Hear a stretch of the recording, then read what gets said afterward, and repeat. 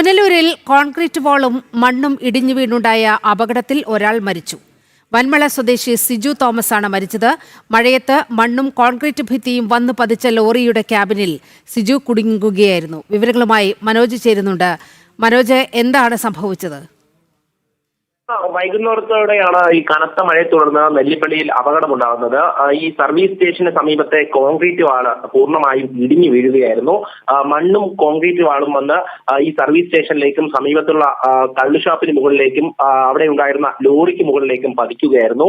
ഈ സർവീസ് സ്റ്റേഷനിലെ തൊഴിലാളിയായിട്ടുള്ള സിജു തോമസ് ലോറിയുടെ ക്യാബിനുള്ളിൽ കുടുങ്ങി ഏറെ നേരം ഇയാളെ പുറത്തെടുക്കുവാൻ വേണ്ടി ഫയർഫോഴ്സും അതോടൊപ്പം തന്നെ നാട്ടുകാരും ഒക്കെ ശ്രമം നടത്തിയിരുന്നു. പക്ഷേ പുറത്തേക്ക് എടുത്തപ്പോഴേക്കും സിജു മരിച്ചിരുന്നു. അങ്ങനെ മൃതദേഹം പുറത്തേക്കെടുത്ത് പുനലൂർ താലൂക്ക് ആശുപത്രിയിലേക്ക് എത്തിച്ചിട്ടുണ്ട്.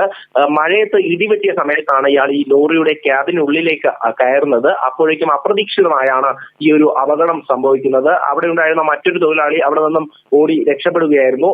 പിന്നീടാണ് ഈ ഫയർഫോഴ്സും അതോടൊപ്പം പുനലൂർ പോലീസും നാട്ടുകാരും ഒക്കെ അങ്ങോട്ടേക്ക് എത്തുകയും ഈ രക്ഷാപ്രവർത്തനം തുടരുകയും ചെയ്തത്. എന്തായാലും വന്മള സ്വദേശിയായിട്ടുള്ള സിജു തോമസ് ആണ് മരിച്ചിരിക്കുന്നത്. സർവീസ് സ്റ്റേഷനിലെ തൊഴിലാളിയാണ്.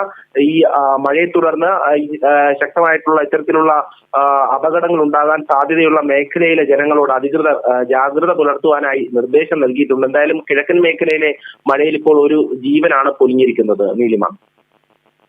ശരി മനോജ്.